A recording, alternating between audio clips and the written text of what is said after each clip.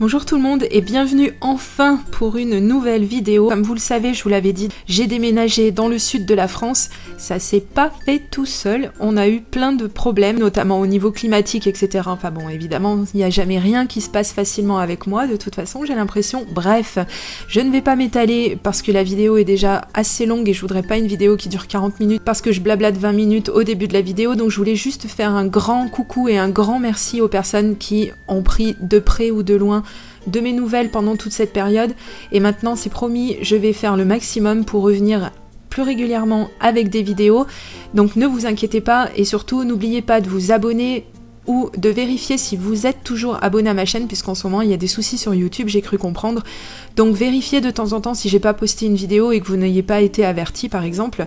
Et maintenant place tout de suite à la réalisation de cette carte sur le thème du déménagement justement. Pour cette carte, je vais commencer par le tamponnage bien évidemment.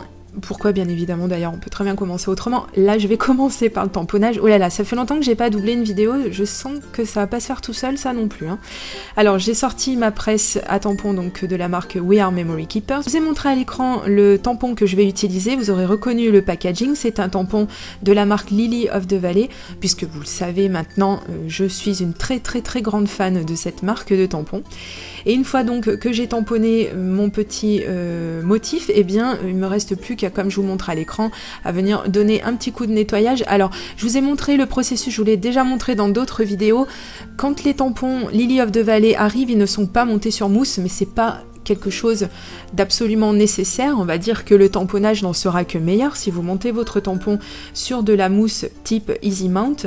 Maintenant, si vous n'avez pas ce genre de matériel avec vous, comme je l'ai fait à l'écran devant vos yeux, vous pouvez simplement mettre un morceau d'adhésif double face, vous gardez bien la protection, vous tamponnez et ensuite donc vous pouvez repositionner la protection de l'adhésif double face à l'arrière de votre tampon et voilà, ça va fonctionner autant de temps et bien que votre adhésif va adhérer, et après vous n'avez qu'à enlever l'adhésif une fois qu'il aura bien servi et vous en remettez un bout de nouveau. Je veux dire, il n'y a vraiment rien de compliqué, ça peut vous éviter d'ailleurs à avoir à monter, comme je viens de le dire, votre tampon sur mousse. Ça peut vous faire une petite économie ou en attendant effectivement de vous procurer cette fameuse mousse. Mais je vous renverrai vers des vidéos dans lesquelles j'explique un petit peu plus précisément la façon en fait d'utiliser ces tampons qui sont pas montés sur mousse, et si vous tenez à les monter, eh bien pareil, j'ai une vidéo en fait qui traite de ce sujet, j'essaierai de penser à vous la mettre soit dans la barre d'infos, sous la vidéo dans la section plus, ou je vous la mettrai à la fin de la vidéo. J'ai tamponné à la Memento puisque je voulais mettre en couleur avec mes feutres à alcool, puisque pareil, comme j'ai déménagé, j'ai pas mal de matériel que je n'ai pas pu garder malheureusement. Alors bon, ça on y reviendra peut-être dans une vidéo si ça vous intéresse, que je fasse un petit update sur ma vie, hein, tout simplement. Comme j'ai jamais fait de FAQ, je me rends compte sur ma chaîne, les foires aux questions, etc. Moi de temps en temps j'aime bien regarder les foires aux questions des scrapeuses ou d'autres youtubeuses que je connais et que je suis. Donc si c'est quelque chose qui vous intéresse, et bien à ce moment-là, voilà, si vous êtes beaucoup à me demander en commentaire, et bien peut-être que je lancerai une foire aux questions. Voilà, s'il y a des personnes qui sont un petit peu curieuses ou qui se posent quelques questions, je peux vous tenir informé. Bref, j'ai beaucoup moins de place maintenant, déjà que j'en avais beaucoup moins l'année dernière, mais là j'ai encore réduit la place accordée à mon scrapbooking, donc je vous avoue que j'ai dû me séparer d'une bonne partie de mon matériel. Alors stop, non, je ne l'ai pas vendu, je m'en suis pas séparée comme ça, je l'ai mis donc chez ma maman, puisqu'elle a de la place, elle a de la chance, et donc moi j'ai gardé vraiment, on va dire, l'essentiel de l'essentiel, donc c'est-à-dire tout ce qui est mes feutres à alcool, tout ce qui est pour la mise en couleur avec les crayons de couleur, les crayons de couleur aquarellables, etc. J'ai essayé de garder tout ce que je pouvais, tout ce qui me sert le plus souvent, et le reste ou tout ce que j'avais en double, eh bien je ne l'ai pas pris avec moi puisque je n'ai pas pu, mais de toute façon voilà, on arrive quand même à se débrouiller même si on n'a pas tout le matériel nécessaire, tant qu'on a les basiques, hein, les papiers, et puis de quoi mettre en couleur si on fait de la carterie, voilà, après le reste, je veux dire, on peut toujours s'arranger. Le matériel c'est important, mais c'est pas primordial non plus, on peut quand même faire avec ce qu'on a sous la main. Donc si je vous dis ça, en fait, c'est aussi pour rassurer un petit peu les personnes qui me voient manipuler toujours mes feutres à alcool, qui me disent « Oh là là, mais t'en as 500 !» Alors non, j'en ai pas 500 quand même, faut pas pousser la mémé, mais j'en ai quand même pas mal. Sachez que c'est ce sont des achats que j'ai fait bien sûr sur plusieurs années, faut pas rêver, à presque 3 balles le feutre, j'ai envie de dire que j'allais pas en acheter 100 d'un coup, j'avais pas envie de me ruiner non plus, mais petit à petit, voilà, vous focalisez sur une couleur et puis vous étoffez en fait les teintes que vous possédez. Moi c'est comme ça que j'ai procédé. De temps en temps il y a des bons coups à faire chez Nose ou chez Action aussi qui vendent des feutres à alcool par moment et qui sont d'ailleurs d'une qualité très très potable on va dire. Vous avez aussi les sites chinois, enfin bon je veux pas faire l'apologie de tout ça, mais enfin voilà, si vous n'êtes pas prêt à mettre forcément le prix fort dans le matériel, sachez qu'il y a quand même toujours des personnes qui vont vous conseiller et qui connaissent un petit peu les astuces, les bons plans. De temps en temps j'en donne sur ma chaîne, donc pareil, restez bien connectés, abonnez-vous si le cœur vous en dit et si vous voulez suivre un petit peu tout ce que je fais et les astuces et bons plans dont je peux vous faire bénéficier. Là c'est vrai que quand on est dans le circuit, on va dire, genre ça fait 15 ans que je scrape, mais quand on est un petit peu dans le circuit, c'est vrai qu'on est habitué et donc on commence à connaître un petit peu les bons plans. Donc, mais sachez qu'on ne désespère pas si on ne possède que une ou deux couleurs de chaque, une ou deux teintes de chaque couleur. Quoi qu'il arrive, on peut toujours faire, même avec une seule couleur. Je l'ai déjà expliqué plusieurs fois dans mes vidéos, mais je vais vous le redire ici. Pour les personnes qui viennent d'arriver sur ma chaîne, par exemple, et à qui je souhaite la bienvenue, et bien, même avec une couleur, on peut donc passer sa couleur, attendre un petit moment que l'encre ait bien pénétré à l'intérieur du papier et que l'alcool se soit vraiment évaporé, et à ce moment-là, on repasse un petit coup de la même couleur, puisque, oui, on vient de dire qu'on n'avait qu'un feutre, donc c'est forcément la même couleur, on repasse avec cette même couleur sur les bords, ce qui peut symboliser les ombres, c'est un petit peu ce que j'essaie toujours de vous montrer dans mes mises en couleur. Et donc à ce moment-là, vous allez voir que vous aurez une différence de couleur, puisque vous les aurez... vous en aurez mis 2 couches, vous les aurez superposées, donc forcément la deuxième va venir foncer la première.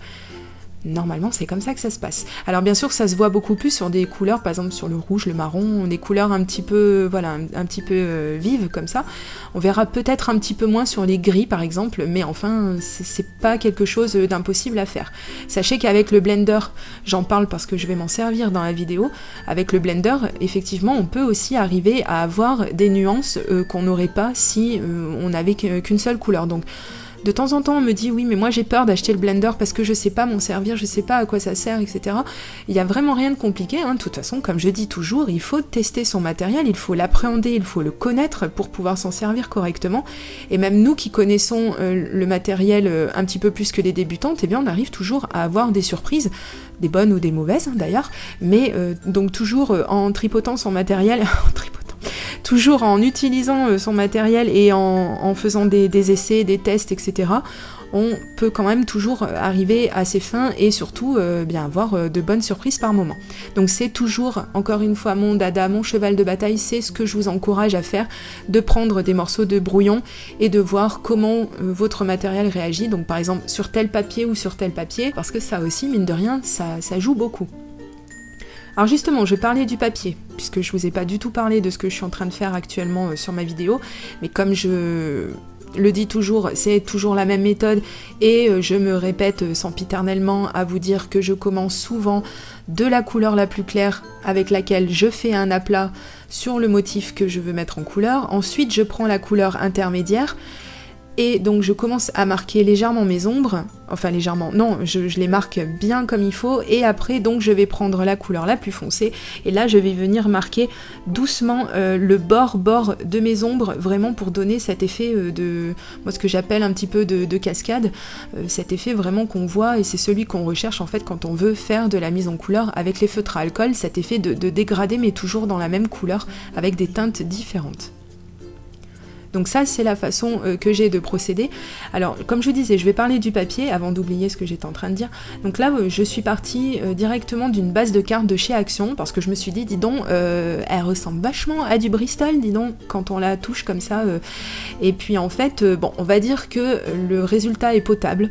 Disons que l'encre n'est pas partie sous les traits de mon tamponnage, donc ce qui est quand même plutôt une bonne chose. Je vous rappelle que comme j'ai utilisé les feutres à alcool, j'ai utilisé mon encre Memento. Ça, c'est important aussi, l'encre qu'on utilise selon le média qu'on va utiliser pour faire la mise en couleur. Donc je n'ai pas eu de bavure, je n'ai pas eu de couleur à ce niveau-là, c'est vrai. Par contre, Je dirais que c'est passé, hein, le résultat est quand même assez bon. Maintenant, c'est sûr que pour avoir essayé du Nina, c'est vrai que vraiment c'est le jour et la nuit quand même. On voit bien que... Alors je dirais pas que le feutre a tendance à accrocher le papier, non, j'irais pas jusqu'à dire ça. C'est vraiment au niveau du ressenti en fait, quand on utilise ces couleurs, voilà, j'ai l'impression que c'est un chouille différent, mais bon, après, pour les personnes qui débutent ou celles qui ne veulent pas faire de la haute voltige au niveau de la mise en couleur, ça ira très très bien. Le papier s'est très bien comporté, il n'y a vraiment pas eu de soucis. Alors au niveau du nombre de teintes que j'ai utilisées, j'ai mis énormément de temps à faire cette mise en couleur.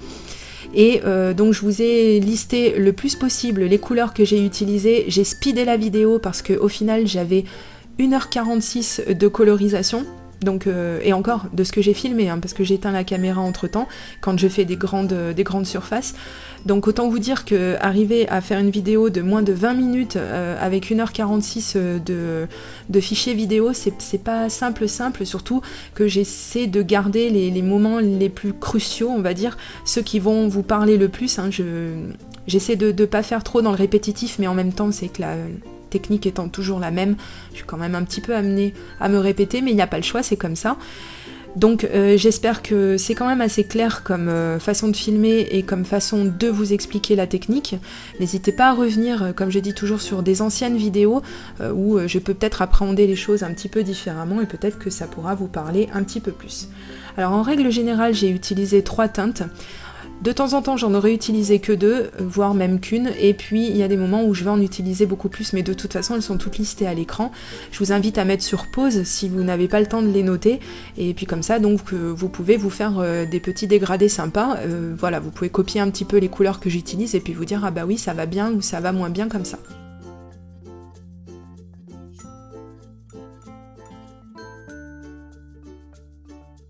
Ensuite, j'ai retaillé l'image que j'avais mise en couleur et je vais mettre de la couleur encore, et cette fois-ci avec les Distress. Alors là, par contre, je suis pas contente du tout de ce papier au niveau du rendu avec les encres aquarellables et la mise en couleur avec les petits pads en mousse. Vraiment, je trouve que le résultat est alors... c'est pas top, hein. C'est vraiment très approximatif. Moi qui ai quand même l'habitude, sans vouloir me vanter, mais je veux dire, c'est des années que j'utilise la Distress, là, il a fallu que je me batte. Alors déjà, avec mes petits bouts de mousse, parce que comme vous le voyez, ils sont pas... je comprends pas, ils ont tendance à se déchirer. Pourtant, j'y vais doucement hein, quand je les enlève. Et bon, bref... Ça, on va dire que c'est peut-être un souci de fabrication, mais donc il a fallu que j'y aille doucement parce que même en ayant la technique, je pense la bonne technique, c'est-à-dire de venir tapoter son applicateur sur son pad d'encre et de le tapoter ensuite à côté sur du brouillon avant de venir commencer à le mettre sur le papier, parce que sinon vous avez des grosses splashes tout moches. Et bien même en bataillant et en mettant énormément de temps, j'ai quand même eu des traces. Et ça vient bien entendu du papier. Même si ça le fait pas partout, j'y suis allée tellement précautionneusement, ça peut pas venir d'autre chose que du papier. Donc là je me dis, bon, autant ce papier il est pas mal pour l'utilisation des feutres à alcool, autant pour les Distress, je ne m'en resservirai pas, je pense. Il faut vraiment que je me fasse un petit aide-mémoire. En plus, j'ai eu une tache de marron qui sortait de je ne sais où quand j'ai vaporisé un petit peu d'eau pour faire les petites bulles, comme j'ai pris l'habitude de le faire. Donc là, c'était la carte de la loose, hein, c'était la première que je faisais depuis que j'ai déménagé dans mon nouveau coin scrap, puisque alors maintenant, je n'ai plus qu'un bureau scrap, hein, Là, c'est vraiment, j'en suis réduite au minimum. Enfin bon, hein, comme quoi, hein, on n'a pas besoin forcément d'avoir 400 mètres carrés pour arriver quand même à se faire plaisir. Là, ça m'a fait très plaisir de pouvoir renouer un petit peu avec mon matériel et pouvoir ressortir un petit peu tout, voir si j'avais pas perdu la main quand même au bout de 2 mois, ça aurait été malheureux, mais on sait jamais. Et de voir avec plaisir que j'avais toujours envie et je prenais toujours beaucoup de plaisir à scraper. Parce que mine de rien, quand on reste loin d'une activité, voilà, ça a beau nous manquer, etc., le retour est souvent un petit peu épique. Et là, c'est un petit peu ce qui s'est passé, j'ai eu quelques mésaventures avec cette carte, mais bon, au final, elle me plaît beaucoup, j'aime beaucoup le résultat, donc je vous laisserai voir à la fin les photos que j'ai faites pour que vous voyez ça d'un petit peu plus près. Alors elle a quelques petites choses qui, comme je vous ai dit, qui m'ont joué des tours, donc j'ai essayé de rattraper ça comme j'ai pu. Après, c'est vrai que, comme je dis toujours, la scrapeuse est intelligente, on arrive quand même toujours à retomber sur ses pattes, surtout vu le temps phénoménal que j'ai mis à faire la colorisation avec mes feutres à alcool, je me voyais pas la recommencer. Donc le petit problème que j'ai au-dessus de la cheminée, je sais pas si vous arrivez à le voir, sur le papier, eh bien ce petit problème-là, je vais essayer tant bien que mal. On voit bien que le papier s'est déchiré à cause de l'eau, évidemment. Je suis peut-être allée comme un bourrin aussi, mais enfin, on voit vraiment qu'il est pas fait pour recevoir de l'eau, même quelques petites gouttes. Pourtant le Bristol lui a tendance à beaucoup moins bouger, mais alors le papier de chez Action c'était une très mauvaise idée. Je me le note pour plus tard et je vous déconseille de l'utiliser effectivement pour cette technique. Alors pour cacher un petit peu, faire comme je dis toujours un petit peu de cache-misère, donc j'ai mis des strass. Donc j'ai utilisé ceux de chez Action et donc vous voyez c'est bien, il y en a de plusieurs tailles, donc comme ça on reste pas trop dans le statique. Pour continuer donc évidemment je peux jamais me passer de mes picots embellisseurs, le transparent celui-ci je l'ai toujours près de moi et j'aime beaucoup l'effet qu'il donne, donc déjà qu'on voit un effet bouquet vue d'avion on va dire, que j'avais réalisé grâce aux petites taches d'eau sur les Distress, et puis là en fait de venir rajouter pareil ces petites bulles transparentes comme ça avec le picot embellisseur, c'est quelque chose que j'aime beaucoup. Et bien n'hésitez pas à me dire en commentaire si cette carte vous a plu également, je l'espère, et je vous dis à très bientôt pour une prochaine vidéo création. Gros bisous, bye bye.